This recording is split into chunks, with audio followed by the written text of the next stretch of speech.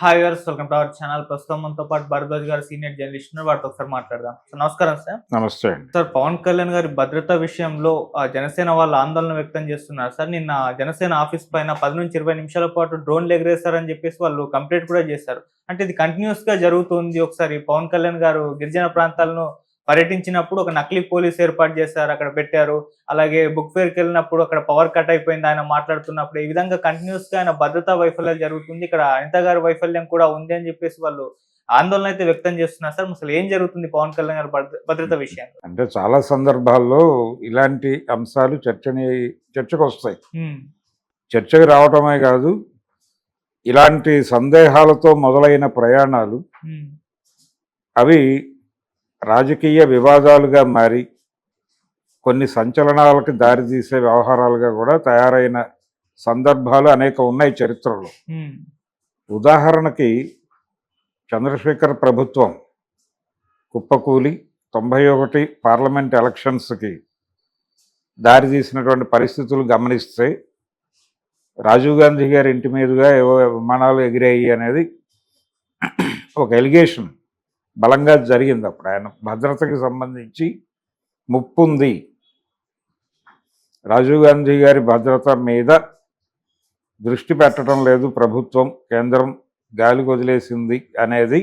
అంటే ఇందిరాగాంధీ గారి హత్య జరిగిన తర్వాత రాజీవ్ గాంధీ గారికి కూడా ఆ స్థాయి థ్రెట్స్ ఉన్నాయి కాబట్టి కాన్షియస్గా లేదు ప్రభుత్వం అని అప్పుడు ఇలాగే ఆయనే స్వయంగా ఆగ్రహం వ్యక్తం చేశాడు రాజీవ్ గాంధీ గారు.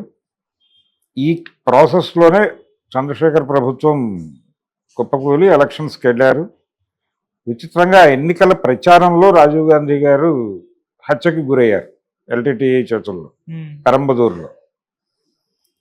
ఆ హత్యకి గురి కావటం, ఇలాంటి ప్రమాదం ఉంటుందేమో అని చెప్పి ముందే చర్చ జరగటం, ఆ చర్చల్లో భాగంగానే ఇది జరగటం, ఆయన వాంటెడ్గా చేస్తున్నాడు, ఇది ప్రభుత్వాన్ని కూల్చడం కోసం చేస్తున్నాడు అనే ప్రచారం కూడా జరగటం, కానీ హత్య జరగటం, ఇలాంటి అనేక ఇన్సిడెంట్లు కనిపిస్తాయి. ఇలాంటి ఈ డ్రోన్లు ఎగిరినాయి మా ఇంటి మీద నుంచి, మా భద్రతని ప్రభుత్వం పట్టించుకోవడం లేదు. నిజానికి అప్పుడు విపి సింగ్ ప్రభుత్వం కుప్పకూలిన తర్వాత ఏర్పడినటువంటి చంద్రశేఖర్ ప్రభుత్వాన్ని ఆ డిజైన్లో ఆయన ప్రధాని అవటం వెనకాల రాజీవ్ గాంధీ గారి పాత్ర ఉంది అనేది అందరికీ తెలిసిన విషయమే. విపి సింగ్ని తప్పించటంలో ఆయన పాత్ర ఉంది, అలాగే చంద్రశేఖర్ని ఎక్కించటంలో ఆయన పాత్ర ఉంది అనేది అప్పటి రాజకీయాలు తెలిసిన వాళ్ళందరికీ తెలిసిన విషయం. కానీ ఆయనే స్వయంగా మళ్ళీ ఈ ప్రభుత్వం మీద విమర్శలు చేయటం అనేది కొంచెం సెన్సేషన్ క్రియేట్ చేసింది. ఇదేంటి వీరు ఏర్పాటు చేసిన ప్రభుత్వం మీదే వీరు నిందలేస్తున్నారు అని. అలాంటి కొన్ని పోలికలు ఇక్కడ కనిపిస్తాయి. అంటే ఒకవైపు ఆయన కూటమిలో భాగస్వామి అయినటువంటి పార్టీకి చెందిన నాయకుడు, ఆ పార్టీ కార్యాలయం మీద నుంచి డ్రోన్స్ ఎగిరినాయి అనేది ఇప్పుడు గొడవ. అంటే భద్రతాపరమైనటువంటి వైఫల్యాలు ఉంటే దీన్ని లీడ్ తీసుకుంటే ఏదైనా ప్రమాదం జరగచ్చు. ఆ రోజున జరిగినట్టు అయితే ఆ రోజున ఊహించిన ప్రమాదం వేరు, జరిగిన ప్రమాదం వేరు. అది ఎల్టీటీఈ నుంచి జరిగినటువంటి ప్రమాదం. ఆయన ఇండియన్ పీస్ కీపింగ్ ఫోర్స్ అనే పేరుతో శ్రీలంకలో జరిపినటువంటి విన్యాసాల ఫలితంగా జరిగినటువంటి దాడి అది. ఆ దాడిలో చనిపోయాడు ఆయన. అయితే ఇక్కడ అలాంటి సందర్భం ఉందా అనేది ఒక చర్చ. అటువంటిది ఉన్నా లేకపోయినప్పటికీ ఆయన్ని టార్గెట్ చేస్తున్నటువంటి వ్యవహారం ఎవరైనా బెదిరింపులు ఉన్నాయా, గతంలో ఎవరైనా మాట్లాడారా? టార్గెట్ చేయడానికి బేస్ ఏదో ఉండాలి కదా, ఒక పునాది ఉండాలి. ఆ పునాది ఏమని చూపిస్తారు అనేది ఒక ప్రశ్న. ఎవరైనా సరే, అంటే ప్రస్తుతం ఆంధ్రప్రదేశ్ రాజకీయాల్లో ఉన్నటువంటి వాతావరణంలో ఆయన్ని టార్గెట్ చేయాల్సినటువంటి అవసరం ఎవరికి ఉంటుంది అనేది ప్రశ్న. అది ఒకవేళ వీళ్ళు ప్రతిపక్షంగా చెప్తున్నటువంటి వైఎస్ఆర్సీపీ నుంచి ఏదైనా జరుగుతుందా, అటువైపు ఫ్యాబ్రికేషన్ ఏదైనా వెళ్తుందా అనేది పక్కన పెట్టేస్తే, జనరల్గా ఇలాంటి వ్యవహారాల్లో ఎక్కడో చోట ఏదో ఒక ఉగ్రవాదపు లింక్ ఉందా అనే కోణంలో దర్యాప్తు జరుగుతుంది.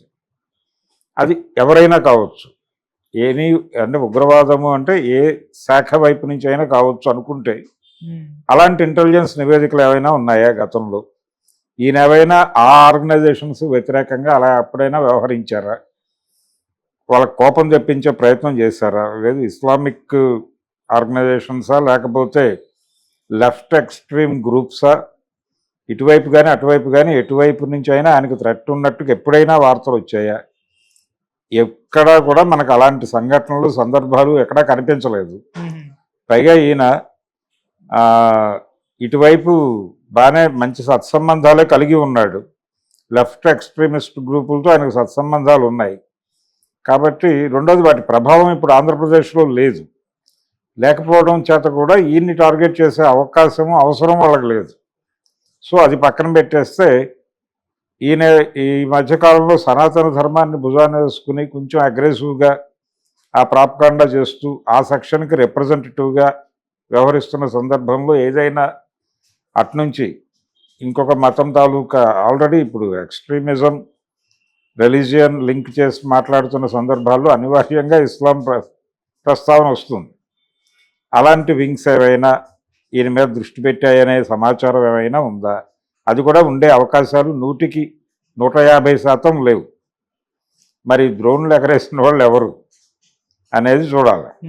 అంటే ఇంటెలిజెన్స్ నుంచి ఏవైనా ఇలాంటి కాషన్ నోటీసులు ఉంటే మాత్రమే ప్రభుత్వం చాలా జాగ్రత్తగా వ్యవహరిస్తుంది. అప్పుడు పట్టించుకోకపోవడం తప్పు. ఇంటెలిజెన్స్ చెప్పినప్పటికీ వీళ్ళు పట్టించుకోలేదు అంటే ఇంటెలిజెన్స్ నివేదిక కూడా ఓ ప్రాతిపదిక ఉండాలి. ఆ ప్రాతిపదిక ఉందా లేదా అనేది మనకి ఇక్కడ పవన్ కళ్యాణ్ విషయంలో అర్థం కాదు. కానీ అక్కడ డ్రోన్లు ఎగిరినాయి కాబట్టి అదేదో భద్రతకు సంబంధించిన వైఫల్యంగా వాళ్ళు చెప్పడం అనేది, అది మాట్లాడటం తప్పని నేను అంటలేదు. జనసేన నుంచి అభిప్రాయ ప్రకటన చేయడం తప్పేం కాదు.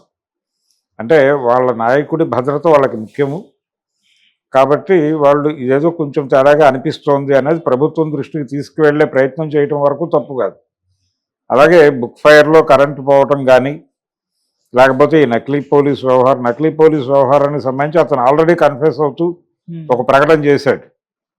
తన ఎంతూజియాజంతోనే ఎంటర్ అయ్యాను, తన ప్రోగ్రామే ఇది, దీనిలో ఎవరి ఇన్వాల్వ్మెంటు లేదనే విషయం అతను కొంతమేరకు ఎస్టాబ్లిష్ చేసే ప్రయత్నం చేశాడు. దాని మీద ఇంకా నడుస్తోంది.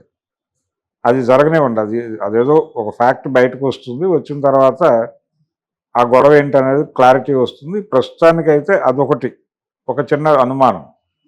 ఈ కరెంటు పోవడం రావటం అనేది అది టెక్నికల్గా జరిగితే జరిగి ఉండొచ్చు. అక్కడ అంటే పవర్ పోయి ఇమ్మీడియట్గా జనరేటర్స్ ఆన్ కావడానికి ఏదైనా గ్యాప్ తీసుకుందా అనేది ఒకటి చూడాలి.